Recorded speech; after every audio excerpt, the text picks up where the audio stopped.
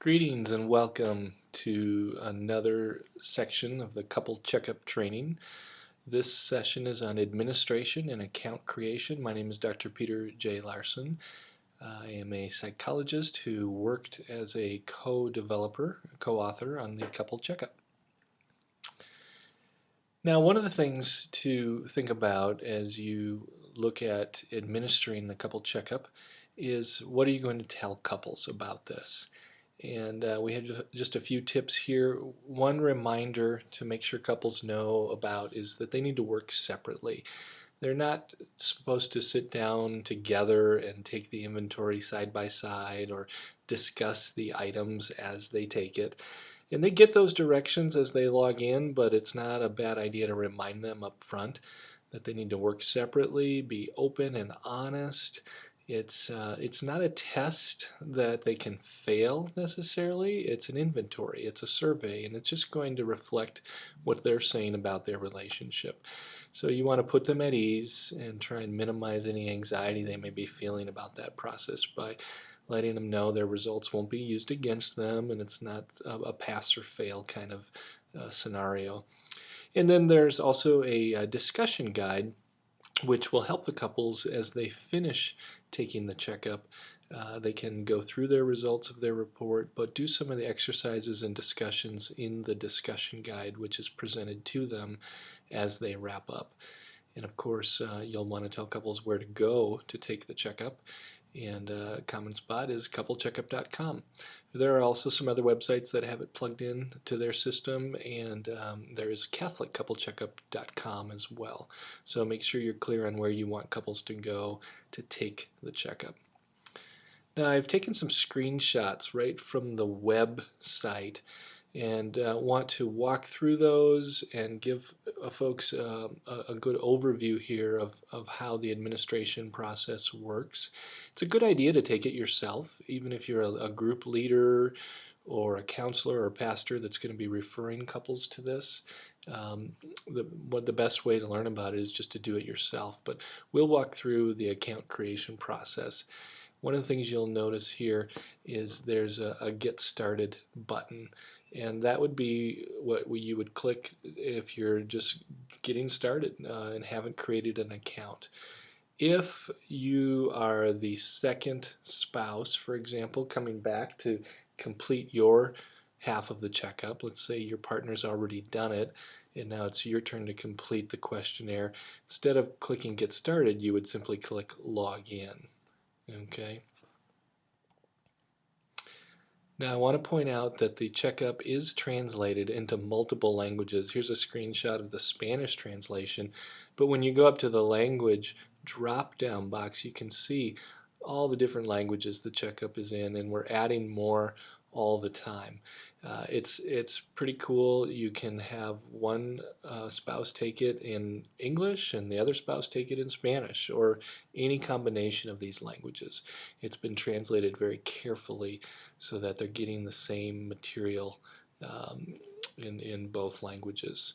So whatever is going to work for your couple, they can make that selection themselves as they log in and get started. If I make that selection on the website, and not only does the website switch into that language, the questionnaire, the report, the discussion guide, all the materials associated with the checkup process immediately switch into that language. So it's a very effective process. Now if I click Get Started to create a new account, I get a page that looks like this, and I am reminded to create one account for both myself and my spouse. If my spouse has already gone out and created the account and taken their portion of the checkup, I don't want to create a new account. In essence, that would leave me with two half-finished checkups. Instead, you want to log in to the same account that your spouse created for the two of you. So there's a reminder about that here, and a chance for someone to hit, oh, log in, I don't need to create a new account. They can also hit log in at the top menu bar. They need to review and accept the terms and the privacy policy by checking here. Couples can click on these terms and privacy policy and read them as needed. There's a spot here to submit a voucher code, if you have one. Now the voucher code would take the place of payment. Sometimes for different programs or different events, uh, a leader or a pastor may have a set of voucher codes that they've pre-purchased. They can get those often at a bulk scoring kind of discount, and so they may have disseminated a voucher code to the couple ahead of time, and that would take the place of payment. If you don't have a voucher code, you can see you would click continue to be taken to a payment page and just make a credit card payment online to access the checkup. Now, I took the liberty in this case of clicking on the terms and conditions, entering a voucher code, and after entering the code I would hit submit voucher, at which point I would be asked to enter just my first name, my partner's first name and email, and then I would set up a password that the two of us would use to log in with. So it will be a shared password. Now, a couple comments about this page. We're not interested in last names or lots of identifying information. First names are more than adequate. You could even just put male or female if you wanted to really protect privacy and make sure that there's nothing in our database that identifies that person. You can use the same email for both people if you would like. You could even, as a leader, enter your own email address and have all the account information sent to yourself, at which point you could print it out and forward it on to the couple or just email them that information. That way our system would have no identifiable information about that couple. Most people don't worry about that, but if you did have privacy concerns and wanted to keep things just completely confidential and anonymous, that would be one way to handle that. Now once I've entered the names and the emails and the password, the system assigns an account number. So in this case I entered my wife's name Heather and my name Peter, and I created a fake password here called test pass, and the system assigned me this account number, and here's my password, and I'm already logged in, so I can just hit continue. Now at the same time the system is showing me this information, it's reminding me to go ahead and print this page because I'm going to want to have the account number and password later to not only give to my partner, but if I want to log in and get my results at a later time, I'm going to want that information. So you can print that page, but you also get an email that the system automatically sends to the email accounts that you entered as you set up the account. So here's a reminder from the system that tells me my account number, my password.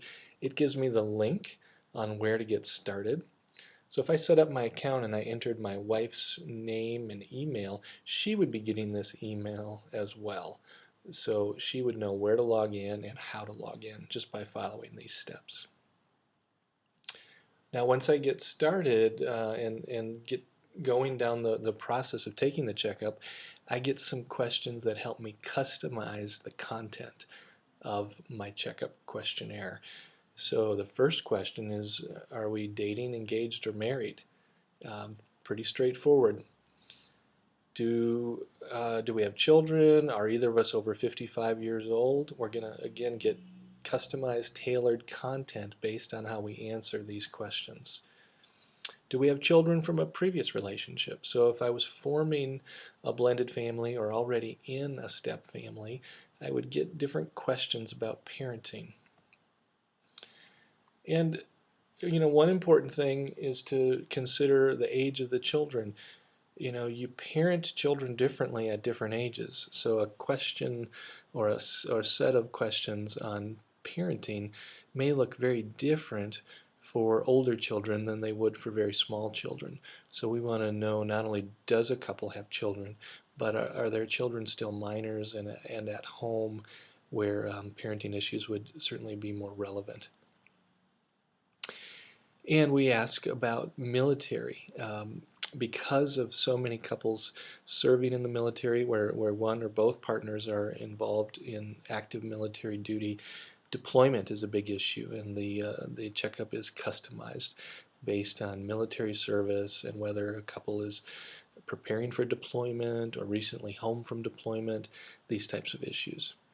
Now once I'm done answering the customization questions, um, my checkup has been pretty much built or constructed in real time for my spouse and I.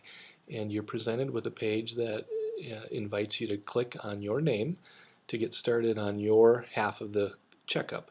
The checkup is taken by both partners. So what you'll see here is two names, one for you and one for your spouse, and you can see how far along you are. Now, sometimes I'm asked, can you go in and review your partner's answers? And you really can't. Now, you could go in and start answering for them, but that would be pretty ineffective, and they wouldn't welcome that. But you can't go back and see what they've said or review their answers by clicking on their name. So we have very little confusion around this. It's awfully clear on clicking on your name and completing your part of the checkup. If there ever is a problem, we can reset the accounts and let couples start over. Now once I click on my name, I am given some directions on completing the checkup that I need to scroll through and read, reminding me that it's not a test, what's the format, these types of things. So it's a good reminder for the couple.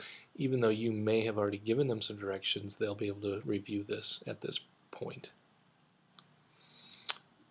Now someone will read 5 questions at a time and simply answer how much they agree or disagree that it describes them, their partner, or their relationship.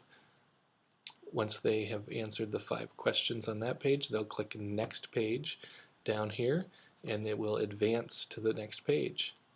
One of the things that does happen is once the 5 questions are answered and someone hits Next Page, they cannot go back and change those answers. Now if they skip some answers, the system will remind them that they need to answer all of those questions, and it will bring those questions back up. One thing you'll notice here is there's a status bar at the bottom that tells me how far along I am in the process, and there's the option to save and quit.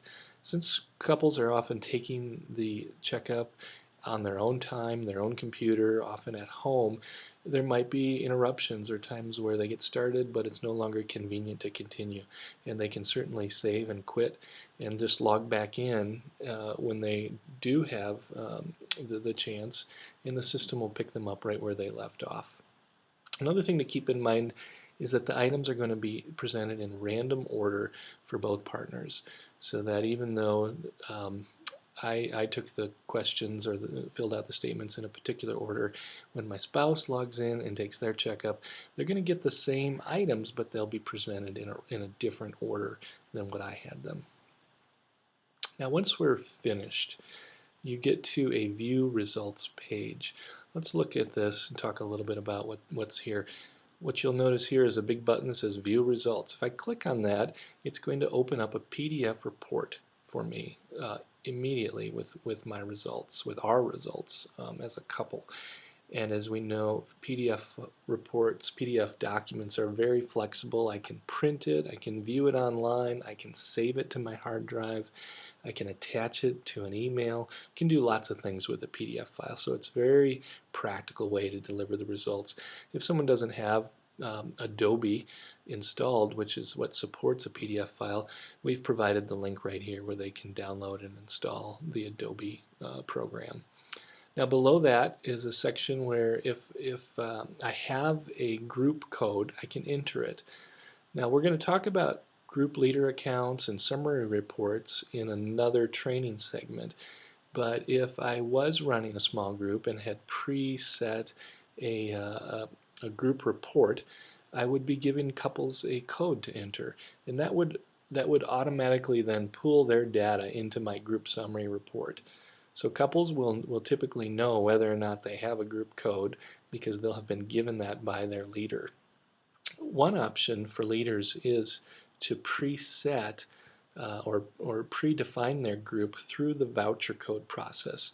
We talked about the voucher codes earlier. If that is the case and you've predefined your group and given everybody voucher codes that are already included in your group, this section here in the group code would already be pre-filled, so they wouldn't have to enter it here. A couple can leave it blank if they're not part of a group and aren't interested in that. Now here's another option. I can email a copy of my results to someone else, oftentimes a counselor, a pastor, maybe it's a marriage mentor or a group leader, and if they've told you that they would like a copy of those results, or you want to get some help with your relationship and show them your results as a couple, you can simply click email the results, and the system will help you do that right here. Now at the bottom of the page you'll notice the links for the discussion guides. These are PDF files that help couples talk about their relationship and explore all sorts of topics related to their results. So there's skills building exercises, there's guided discussions, there's lots of great information in these files. There's a standard discussion guide, and there's also a church-based discussion guide that has scriptural references in it. Now if I click the button that says email a copy of the results to someone else, for instance a pastor or counselor, you'll just enter your name and your email address and your counselor's email address, and then the topic of your email will be pre-filled here, and you can type them a note. When you click submit, the system will automatically send them your message along with the copy of the PDF file. It's quite simple. And of course the big button that most people go to right away is the view results button, and when you click on that you're going to get your PDF report immediately for your checkup. And then of course if you click the discussion guide at the bottom you'll get a discussion guide document. So that's part of the power of the checkup process, is that it's instant. Couples get their results privately and immediately in their own home. We're going to do another training session here on understanding the results and walking through the report. So we'll do that next. But one last question that we're sometimes asked, and it's relevant to the administration and account creation process. Sometimes people will ask, well, I wish I had more control over the process. You know, in this process, the couples set up their own account, they go online, they take it, they get their own results. And if I'm a pastor or a counselor and I really need to have a copy of that for the counseling or the marriage preparation or marriage enrichment that I'm providing, you know, how do I have more control? And the tip I would give you for that is that it is possible for a leader to set up the account for the couple, where you would enter their names and emails and generate a password, and the system would then generate that account number and password. It would be at that point that you can forward that information on to your couple. What that ensures is that not only can they log in, take their checkup and get their results, but you as the leader could log in and check on their status and click a copy or click for a copy of their results as well. So you would simply want to make sure your couple knows that's the case and is aware that you have access to their results, but that's a way to better control the process and ensure that you do have access to the account. Thank you very much, and please do look for more training segments. We're going to look at understanding the results, generating group summaries, providing feedback,